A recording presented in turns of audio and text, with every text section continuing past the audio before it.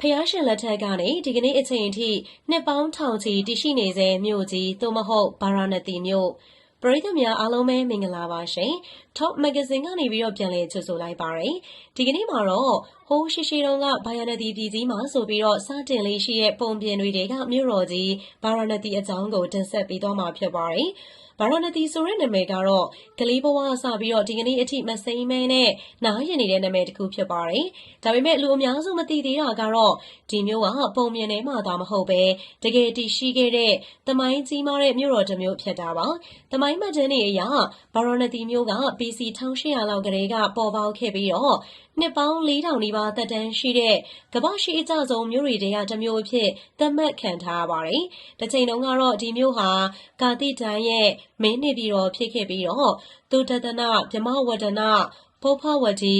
မောလီနီစားတဲ့နာမည်တွေနဲ့လည်းခေတ်အလိုက်ကိုခေါ်ဝေါ်ခဲ့ကြပါတယ်။ဂိမ်းကမြေကမ်းဘေးမှာတည်ရှိနေတဲ့ဗာရာဏသီကတဘာဝအလားပါနဲ့အတူစီးပွားရေးကုန်သွယ်ရေးနဲ့လက်မှုပညာတွေအလွန်ကိုဖွံ့ဖြိုးတိုးတက်ခဲ့တဲ့မြို့တစ်မြို့ဖြစ်ပါတယ်။ဒီမြို့ဟာထွက်တဲ့ပိုးတယ်ချီတယ်အနုပညာပစ္စည်းတွေကတခေတ်တုန်းကကမ္ဘာအနှံ့နာမည်ကြီးခဲ့ပြီးတော့ရှေးခေတ်စက်မှုလက်မှုဗဟိုလို့တောင်တင်စားခံခဲ့ရပါတယ်။အဲ့ဒီအချိန်ကဗာယာဏသီရဲ့ဂုံသွေးကွန်ရက်တွေကတာဝိထိတက်ခတ်သီလာရာဇဂဟစတဲ့မြို့ကြီးတွေအထိကိုချိတ်ဆက်ထားနိုင်ခဲ့ရလဲဖြစ်ပါတယ်။ဒါအပြင်ဗာရာဏသီကပညာရေးအတွက်လည်းအလွန်အရေးပါတဲ့မြို့တစ်မြို့ဖြစ်ပါတယ်။ပုံမြင်တွေထဲမှာမင်းသားတွေအထာရတ18ရက်ကိုတင်ယူဖို့အတွက်ဒီမြို့ကိုလာကြတယ်ဆိုတာလည်းအကြောင်းပဲမဟုတ်ပါဘူး။ဗုဒ္ဓဘာသာသမိုင်းအတွက်လည်းဗာရာဏသီကမဖြစ်မနေပြောရမယ့်နေရာတစ်ခုဖြစ်ပါတယ်။ဗာရာဏသီအနီးမှာရှိတဲ့မိဂဒါရာတောမှာဖျားရှင်ကပြင်စဝဂီ9ဦးကိုဓမ္မစကြာတရားကိုပထမဆုံးဟောကြားခဲ့တာကြောင့်ဒီနေရာဟာဗုဒ္ဓဘာသာစတင်ပြန့်ပွားရာအလွန်အရေးပါတဲ့နေရာတစ်ခုဖြစ်လာခဲ့ပါတယ်။ဒါအပြင်ဗာရာဏသီအနီးကနေရာတွေမှာလည်းတရားဟောကြားမှုများစွာဖြစ်ပေါ်ခဲ့ပြီးတော့လူပေါင်းများစွာသာသနာ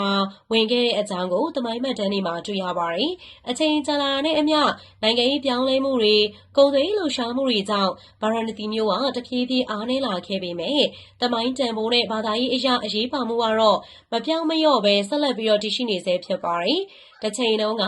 ဖျားเจ้าပေါင်းထောင်ချီရှိခဲ့တဲ့ဒီမြို့ကဒီကနေ့ခေတ်မှာတော့ဟိန္ဒူဘာသာဝင်တွေအတွက်အရေးကြီးဆုံးမြို့တစ်မြို့အဖြစ်တည်ရှိနေပြီးတော့ဘာသာပေါင်းစုံလူမျိုးပေါင်းစုံအတူတကွနေထိုင်နေတဲ့မြို့တစ်မြို့လည်းဖြစ်ပါတယ်။ဒီကနေ့ခေတ်ဗာရာဏသီမြို့မှာတော့လူဦးရေသန်းနီးပါးနေထိုင်ကြပြီးတော့ပညာရေးယဉ်ကျေးမှုနဲ့သမိုင်းအမွေအနှစ်တွေကိုထိန်းသိမ်းထားတဲ့မြို့တစ်မြို့အဖြစ်ကိုဆက်လက်တည်ရှိနေပါတယ်။ထင်ရှားခဲ့တဲ့နေရာတစ်ခုအနေနဲ့ကတော့Kashi Vishwanath Temple လို့ပြောရမှာဖြစ်ပါတယ်။ဒီဘုရားကျောင်းကဟိန္ဒူဘာသာဝင်တွေအတွက်အလွန်ကိုမြင့်မြတ်တဲ့သာသနာရေးအထိမ်းအမှတ်တစ်ခုဖြစ်ပါတယ်။သမိုင်းအတွင်းအကြိမ်ကြိမ်ပျက်စီးခဲ့ပေမဲ့ပြန်လည်တည်ဆောက်ထားပြီးတော့ဒီကနေ့အထိခမ်းနားစွာနဲ့တည်ရှိနေဆဲဖြစ်ပါတယ်။ဒါအပြင်ဗာရာဏသီကဒီကနေ့ခေတ်မှာလည်းပညာရေးအရေးပါမှုမလျော့သေးဘဲနဲ့တက္ကသိုလ်ကြီးများစွာတည်ရှိနေတဲ့ပညာရေးမြို့တော်ကြီးတစ်ခုလည်းဖြစ်ပါတယ်။ကလေးဘဝကပုံမြင်နေတဲ့မှာကြားဖူးခဲ့တဲ့မြို့တော်ကြီးဟာတကယ်တည်ရှိနေတယ်ဆိုတာကိုသိရတာက